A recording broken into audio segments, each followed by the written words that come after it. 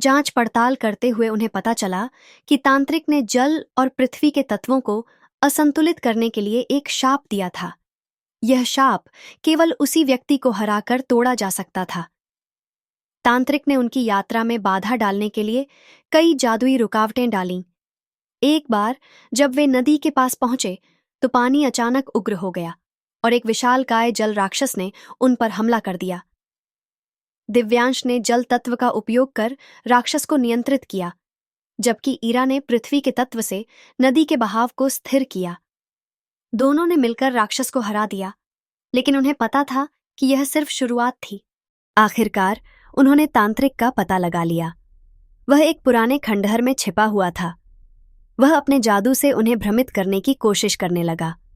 तांत्रिक ने कहा, तुम दोनों इस शक्ति के लायक नहीं हो। मैं इन तत्वों का असली मालिक हूं।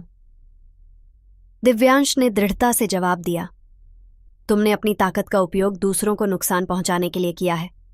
यही तुम्हारी सबसे बड़ी कमजोरी है। ईरा ने अपनी शक्तियों का उपयोग कर तांत्रिक को बेबस कर दिया। उनकी सच्चाई और प्यार ने तांत्रिक के भ्रम को तोड़ दिया। आखिरकार उन्होंने उसका शाप तोड़ा और तत्वों को संतुलित कर दिया। गांव में सब कुछ सामान्य हो गया। फसलें फिर से लहलाने लगीं, नदियां सही दिशा में बहने लगीं और लोगों के चेहरे पर मुस्कान लौट आई। गांव के लोगों ने दिव्यांश और ईरा को धन्यवाद दिया, लेकिन वे जानते थे कि यह सिर्फ शुरुआत थी। दुनिया में ऐसे कई और असंतुलन थे जिन्हें ठीक करना उनकी जिम्मेदारी थी। दिव्यांश ने ईरा से कहा, हमने पहली चुनौती पार कर ली, लेकिन हमें सतर्क रहना होगा। यह शक्ति हमारे लिए एक आशीर्वाद है, लेकिन इसे बचाए रखना हमारा कर्तव्य है। ईरा ने मुस्कुराते हुए कहा, जब तक हम साथ हैं, कोई भी चुनौती हमें हरा नहीं सकती। वे आगे की यात्रा के लिए तैयार थे, जहां नई बाधाएं और नए दुश्मन उनका इंतजार कर रहे थे। चारों तत्वों को संतुलित करने के बाद दिव्यांश और ईरा को लगा कि उनकी सबसे कठिन परीक्षाएं अब समाप्त हो चुकी हैं, लेकिन उनके सफर का असली इम्तिहान अभी बाकी था। जब वे गांव से लौट रहे थे, तभी जंगल के घने अंधकार में कुछ असामान्य महसूस हुआ। आसपास का वातावरण अचानक भारी और भयावह हो गया। हवा में एक अनजानी गंध फैल गई थी और जमीन उनके पैरों तले हिलने लगी। वेदांत ने उन्हें सचेत किया, यह ऊर्जा एक प्राचीन दानव की है जो सदियों से गुप्त रूप से सो रहा था। तुम्हारी शक्तियों ने इसे जागृत कर दिया है। यह दानव न केवल तुम्हारी परीक्षा लेगा, बल्कि तुम्हारे प्यार और विश्वास को भी चुनौती देगा। दिव्यांश ने गहरी सांस लेते हुए कहा, अगर यह हमारी परीक्षा है तो हम इसके लिए तैयार हैं। ईरा ने उसकी ओर देखा और मुस्कुराई, हमने हमेशा साथ रहकर हर बाधा को पार किया है, यह भी वैसा ही होगा। जैसे ही वे जंगल के भीतर पहुंचे, वहां के पेड़ और जमीन अचानक से दरकने लगे। एक विशाल दानव, जो अंधकार और क्रोध का प्रतीक था, उनके सामने प्रकट हुआ। उसका शरीर काले धुएं से ढका हुआ था और उसकी आंखें आग की तरह जल रही थीं। उसने गूंजती आवाज में कहा, तुमने तत्वों को संतुलित किया है, लेकिन यह संतुलन अस्थायी है। मैं तुम्हें दिखाऊंगा कि यह शक्तियां तुम्हारे प्यार और विश्वास को कैसे तोड़ सकती हैं। दानव ने अपनी जादुई शक्तियों से उन्हें अलग कर दिया। दिव्यांश और ईरा दोनों अलग अलग आयामों में फंस गए, जहां उन्हें अपने सबसे बड़े डर और असुरक्षाओं का सामना करना था। दिव्यांश को अपने अतीत की परछाइयों से लड़ना पड़ा। उसने देखा कि कैसे उसकी डेविल पहचान ने कई मासूम लोगों को नुकसान पहुंचाया था। उसे अपने गिल्ट से बाहर निकलने का रास्ता खोजना था। दूसरी ओर ईरा को यह भ्रम दिखाया गया कि दिव्यांश उसे छोड़ चुका है और वह अकेली रह गई है। उसे यह साबित करना था कि वह अपने प्यार और अपनी ताकत पर विश्वास कर सकती है। दानव ने सोचा कि वह उनके डर को बढ़ाकर उन्हें तोड़ देगा, लेकिन दिव्यांश और ईरा ने अपनी आत्मा की सच्चाई को पहचानते हुए अपनी शक्तियों का उपयोग करके दानव के हर भ्रम को तोड़ दिया। उन्होंने अपनी ताकतों को मिलाकर दानव पर हमला किया। उनके प्यार और विश्वास की ऊर्जा ने दानव की अंधकार भरी शक्तियों को समाप्त कर दिया। दानव के विनाश के बाद वेदांत ने कहा, यह तुम्हारी सबसे बड़ी परीक्षा थी। तुम्हारा प्यार न केवल शक्तियों को संतुलित कर सकता है, बल्कि हर अंधकार को मिटा सकता है। अब तुम्हें यह समझना होगा कि यह यात्रा यहीं खत्म नहीं होती। दुनिया में हर जगह संतुलन बनाए रखना तुम्हारा उद्देश्य है। दिव्यांश ने ईरा की ओर देखते हुए कहा, हम हर चुनौती के लिए तैयार हैं, क्योंकि हमारा प्यार हर डर और बाधा से बड़ा है। ईरा ने मुस्कुराते हुए जवाब दिया, यह तो बस शुरुआत है, हमारे सफर का अंत नहीं, बल्कि नया अध्याय है। अब वे एक नई उम्मीद और उद्देश्य के साथ आगे बढ़ने को तैयार थे। दानव को हराने और अपनी शक्तियों की परीक्षा पास करने के बाद दिव्यांश और ईरा को लगा कि उन्होंने अपने उद्देश्य की ओर एक बड़ा कदम बढ़ा लिया है। लेकिन उनकी यह जीत कुछ बड़े संकटों का प्रारंभ थी। एक अनजाना दुश्मन जो पर्दे के पीछे से सारी घटनाओं को नियंत्रित कर रहा था, अब धीरे धीरे सामने आने लगा था। दिव्यांश और ईरा अपने अगले पड़ाव की योजना बना रहे थे। तभी उन्हें एक गुप्त संदेश मिला। यह संदेश एक अज्ञात स्रोत से आया था और उसमें लिखा था, तुमने अभी सिर्फ एक शुरुआत की है। तुम्हारी शक्तियों ने संतुलन को नहीं, बल्कि युद्ध को जन्म दिया है। हमें ढूंढो, वरना यह दुनिया तुम्हारे प्यार की कीमत चुकाएगी। इस संदेश ने उन्हें चौंका दिया। ईरा ने चिंता व्यक्त की, यह कौन हो सकता है? क्या यह वही है जो दानव के पीछे था? वेदांत ने गंभीर स्वर में कहा, यह छाया संगठन हो सकता है। यह एक प्राचीन गुप्त समूह है जो तत्वों की शक्तियों पर नियंत्रण चाहता है। उन्होंने अपनी शक्ति के लिए पहले भी कई निर्दोषों को बलिदान दिया है। इस बीच पास के एक शहर में अजीब घटनाएं होने लगीं। लोग अचानक बीमार पड़ने लगे, नदियां काली हो गईं और हवा में जहर घुल गया। ऐसा लग रहा था जैसे तत्व खुद अपना संतुलन खो रहे हों। दिव्यांश ने कहा, यह छाया संगठन का काम हो सकता है। हमें वहां जाना होगा और पता लगाना होगा कि यह सब क्यों हो रहा है। जब वे शहर पहुंचे तो उन्हें पता चला कि लोग किसी अजीब शक्ति के नियंत्रण में थे। शहर के बीचों बीच एक विशालकाय ऊर्जा स्तंभ खड़ा था जो काले धुएं से घिरा हुआ था। यह स्पष्ट था कि यह छाया संगठन का ही काम था। वहां एक मुखौटा पहने व्यक्ति ने उनका स्वागत किया।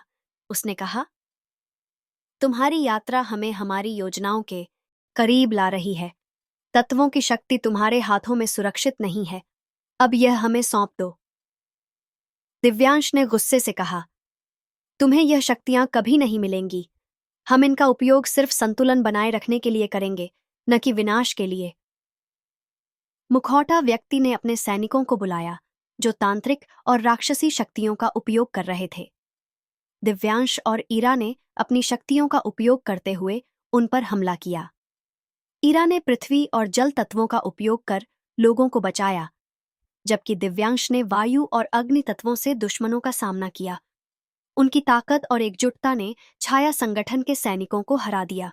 लेकिन मुखौटा व्यक्ति उनके प्यार और शक्तियों का परीक्षण करना चाहता था। उसने उनके सामने दो विकल्प रखे।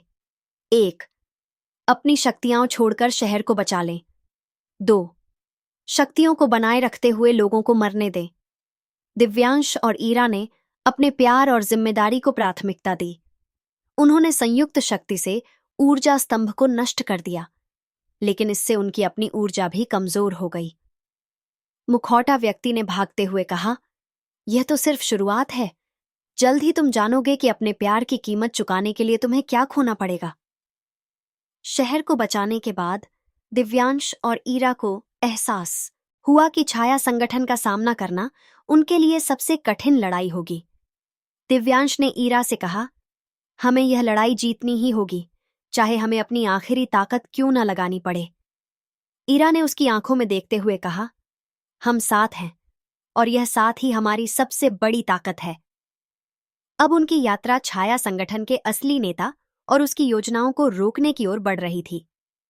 छाया संगठन के रहस्यमय मुखौटा व्यक्ति के भागने के बाद दिव्यांश और ईरा ने उसकी तलाश शुरू कर दी। उन्होंने महसूस किया कि उनकी शक्तियों को हासिल करने की कोशिश सिर्फ एक चाल थी। असली खतरा अभी बाकी था। छाया संगठन का नेता, जिसे अंधकार का स्वामी कहा जाता था। वेदांत ने उन्हें बताया कि अंधकार का स्वामी एक प्राचीन राक्षसी आत्मा है, जिसे तत्वों की संतुलन शक्ति को नष्ट करने की जिम्मेदारी दी गई थी। उसकी शक्ति इतनी विशाल थी कि वह दुनिया को अराजकता में बदल सकता था। दिव्यांश ने गंभीर स्वर में कहा, अगर उसे रोका नहीं गया तो यह दुनिया हमेशा के लिए बर्बाद हो जाएगी। हमें अपनी सारी शक्तियों और साहस का उपयोग करना होगा। वह उन्हें अपने अड्डे पर बुलाने के लिए एक जादुई संदेश भेजता है। संदेश में लिखा था, तुमने मेरे सैनिकों को हराया, लेकिन क्या तुम मुझे हरा सकते हो? अगर तुम्हें अपनी ताकत पर यकीन है तो आओ और मुझे रोकने की कोशिश करो। दिव्यांश और ईरा ने तय किया कि अब यह उनकी अंतिम परीक्षा होगी। वे दोनों अपने प्यार और साहस के साथ छाया संगठन के मुख्य अड्डे की ओर बढ़े।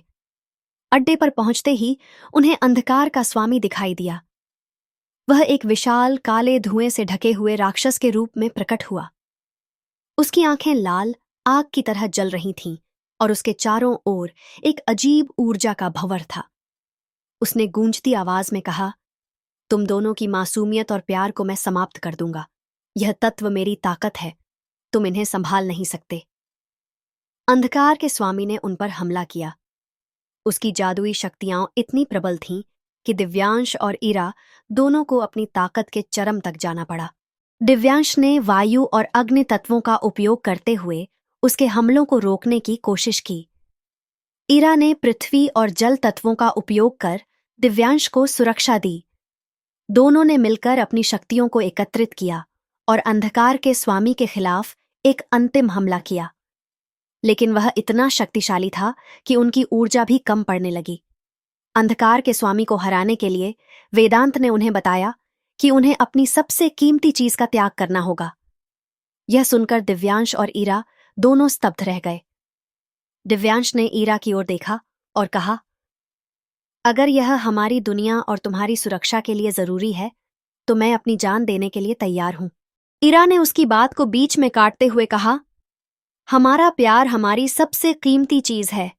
इसे खत्म करके ही हम इस अंधकार को मिटा सकते हैं। दिव्यांश और ईरा ने मिलकर अपने प्यार की ऊर्जा को एकत्र किया और उसे अंधकार के स्वामी के खिलाफ छोड़ दिया। यह ऊर्जा इतनी शुद्ध और ताकतवर थी कि उसने अंधकार के स्वामी को खत्म कर दिया। लेकिन इस प्रक्रिया में उनकी सभी शक्तियां और उनकी यादें मिटने लगीं। अंतिम क्षणों में दिव्यांश ने ईरा का हाथ पकड़कर कहा, अगर हमारी यादें मिट भी जाईं तो भी हमारा प्यार अमर रहेगा। यह दुनिया हमारे प्यार का गवाह है। ईरा की आंखों में आंसू थे। उसने कहा, शायद यह हमारी आखिरी यात्रा है, लेकिन यह बलिदान हर किसी की भलाई के लिए है। अंधकार का स्वामी खत्म हो गया और दुनिया में एक बार फिर संतुलन लौट आया। लेकिन दिव्यांश और ईरा की यादें और शक्तियां हमेशा के लिए खो गईं। वे दोनों अलग अलग जगहों पर नए जीवन की शुरुआत करने के लिए मजबूर हो गए, एक दूसरे से अनजान। लेकिन उनके दिलों में एक अनजानी कड़ी थी जो उन्हें जोड़ती रही। कुछ सालों बाद एक शांत गांव में ईरा एक बगीचे में खड़ी थी। अचानक उसने देखा कि एक अजनबी उसकी ओर आ रहा है। यह दिव्यांश था, लेकिन दोनों को एक दूसरे की कोई याद नहीं थी। फिर भी उनकी आंखों में एक अजीब चमक थी, जैसे उनकी आत्माएं अब भी एक दूसरे को पहचानती थीं। यह कहानी यहीं खत्म नहीं होती। दिव्यांश और ईरा ने बलिदान दिया, लेकिन उनका प्यार अमर हो गया, जो हमेशा हर अंधकार को मिटाने के लिए तैयार रहेगा।